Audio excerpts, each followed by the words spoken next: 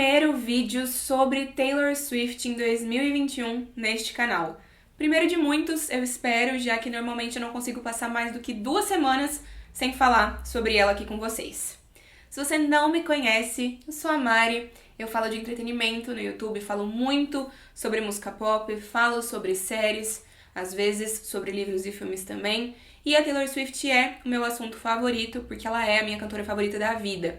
Então, se você é fã da Taylor, se você se interessa por esse mundo da cultura pop e do entretenimento, já aproveita para se inscrever clicando no botão vermelho que tem aqui embaixo. Então, como vocês já estão cansados de saber, a Taylor lançou 2 álbuns de surpresa ao longo do ano de 2020. A gente teve o Folklore e o Evermore. Aqui no canal tem vídeo meu reagindo aos 2 álbuns, na verdade, né, pela primeira vez. Tem vídeos reagindo aos 2 clipes, tem análise dos 2 clipes de Cardigan e de Willow. Tem análises e curiosidades e teorias sobre os 2 álbuns, sobre cada uma das faixas dos 2 álbuns. Mas, como as faixas bônus que a Taylor preparou para esses 2 projetos acabaram sendo lançadas um pouco depois do lançamento original de cada um dos álbuns, eu acabei também não falando sobre elas aqui. E aí eu pensei que esse primeiro vídeo sobre a Taylor de 2021 pudesse ser em relação a essas faixas. Então, para o Folklore, lá no meio do ano, a gente teve uma faixa bônus que se chama The Lakes. E agora com Evermore, na verdade, na semana passada, a Taylor disponibilizou 2 faixas bônus, Right Where You Left Me e It's Time to Go, que são as faixas bônus do Evermore. E aí eu pensei em conversar um pouquinho com vocês sobre essas 3 músicas aqui, falando sobre as minhas interpretações, sobre o que a Taylor já confirmou em relação a cada uma delas ou não, e também o que tem de teoria e de especulação rolando na internet. Vamos lá? A gente vai começar então falando sobre a faixa The Lakes, que é a faixa bônus do Folklore. Então essa acho que é uma música que a gente já tem mais ou menos uma noção do que ela fala, porque a Taylor gravou o especial do Disney Plus, inclusive também tem vídeo falando sobre o especial do Disney Plus aqui no canal, vou deixar linkado. E ela apresentou, performou cada uma das músicas do Folklore nesse especial, inclusive estamos esperando o do Evermore também, deve vir, eu acho. Aposto as minhas fichas que ela deve estar aí preparando isso também. E aí no especial do Disney Plus, a Taylor de fato falou qual foi a inspiração por trás de The Lakes, o que inspirou ela a escrever essa música e qual é o significado dessa música. Então, no especial do Disney Plus, a Taylor define The Lakes como um testamento das coisas das quais ela gostaria de escapar e para onde ela se imaginava escapando. E aí eu acho que fica bem claro na fala dela, nesse momento, que essa música é muito sobre a possibilidade de, no futuro, a Taylor conseguir escapar de uma vida sem a fama, e na verdade não sem a fama, mas sem todos os holofotes que estão sempre virados para ela. Ela falou que essa música surgiu, ela foi inspirada numa visita que ela fez com o Joe, namorado dela, ao Lake District cerca de 2 anos atrás, então em 2018. Eles visitaram esse Lake District que fica na Inglaterra, e esse lugar é um distrito mesmo que ficou muito conhecido no século XIX, porque vários poetas famosos dessa época se mudaram para esse distrito para fugir mesmo de uma vida mais movimentada, de uma vida mais pública. E aí essa música é muito sobre a Taylor se relacionando com artistas de centenas de anos atrás que conseguiram escapar, que também tinham o desejo de escapar dessa vida de fama e que conseguiram fazer isso. Então aqui ela imagina que talvez um dia ela possa fazer isso também. Na verdade, a música é sobre imaginar que ela está de fato escapando de tudo isso e escapando de tudo isso ao lado da pessoa que ela ama.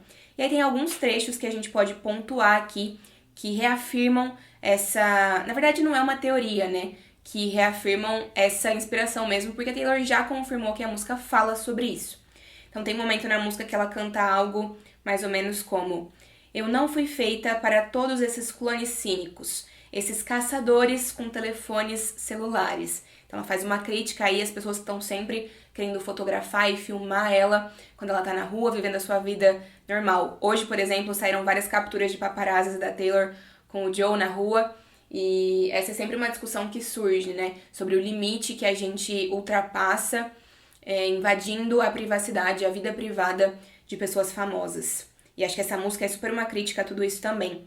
E a Taylor ainda canta também assim: leve-me para os lagos onde todos os poetas foram para morrer. Eu não pertenço e meu amado nem você. Então falando aqui desse... Ela fala pro lago, né? Mas é uma referência ao Lake District, porque lake em inglês é lago. Então seria literalmente traduzindo distrito do lago. Então, de novo, ela tá falando sobre isso que a gente conversou. E aí a última frase, o último verso dessa música que eu separei pra mencionar aqui é quando ela diz: estou partindo, mas não sem o meu muso. Então, de novo, no especial do Disney Plus, a Taylor fala muito sobre como sim, ela se imagina um dia tendo a possibilidade de fugir, mas na verdade ela pretende fugir para uma espécie de santuário com ela e com o seu amor, com o Joe no caso, nesse caso, né? Não necessariamente precisa ser fugir para esse lugar, para o Lake District, que é o lugar sobre o qual ela tá falando aqui, mas ela espera que no futuro ela encontre um lugar tranquilo, ela consiga conciliar bem a fama que ela adquiriu ao longo da vida com a vida privada que ela tem, que ela tenta manter. E essa é uma questão que ela aborda em outros momentos também dos dois álbuns, né? Acho que o ápice disso é a faixa Peace, que é uma das últimas faixas do Folklore. Seguindo em frente, vamos falar sobre Right Where You Left Me. Então, essa que é a primeira das faixas bônus do Evermore, e no caso a penúltima música do álbum, se a gente considerar a versão deluxe. A Taylor falou sobre ela, na verdade postou no Twitter uma frasezinha descrevendo essa música, bem simples, e ela disse assim: essa é uma música sobre uma garota que ficou para sempre no exato lugar onde o coração dela foi quebrado, completamente congelada no tempo.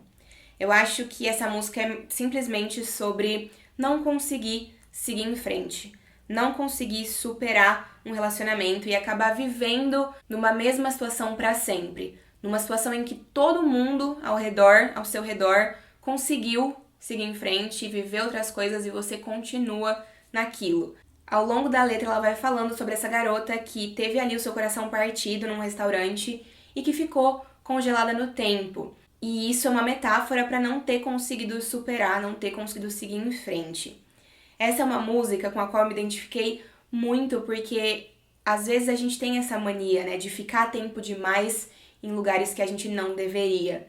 E quando ela tem o meu verso favorito dessa música é quando ela diz assim, no segundo verso, logo depois do refrão. Ela fala assim: você já ouviu falar sobre a garota que ficou congelada? O tempo passou para todo mundo e ela não ficou sabendo. Ela ainda tem 23 anos dentro da sua fantasia, como deveria ser. Quando ela fala sobre isso, sobre o tempo ter passado para todo mundo e essa garota não ter saído do lugar, e sobre essa garota ter sempre ficado com 23 anos na memória, eu consegui me identificar tanto, porque a vida vai passando e a gente... Por exemplo, eu fiz 24 anos na quarentena, no isolamento social, no meio da pandemia, e eu vou fazer 25 também. Então, na minha cabeça, eu ainda estou o quê? Com 23 anos. Lá em 2019, começo de 2020. Então, foi uma música que me deixou assim, ó, nervosa. Eu sei que tem algumas pessoas que pensam que essa música é uma metáfora para como a Taylor se sentiu presa no mesmo lugar quando ela viu as suas músicas sendo vendidas pro Scooter Braun. Essa é uma teoria que rola. Eu, particularmente, não consigo enxergar essa música dessa forma. E aí você pode me dizer nos comentários também desse vídeo qual é a sua interpretação dessa música, se você acha que tem alguma coisa a ver com isso ou não. Eu não acho. Eu sinto que foi aqui uma mistura de sentimentos da vida real com histórias inventadas, que a Taylor fez muito isso nesses dois álbuns, tanto no Folklore quanto no Evermore. E eu só acho que talvez aqui ela tenha se conectado com a versão dela mesma de anos atrás, que talvez tenha passado o tempo demais sentindo os sentimentos que ela sentiu quando ela tinha 23 anos, e por isso essa referência e por isso essa narrativa que ela cria aqui.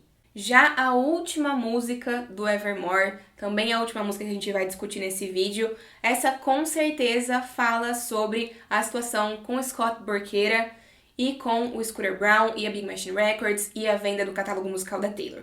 Com certeza. A última música é It's Time to Go. É hora de partir.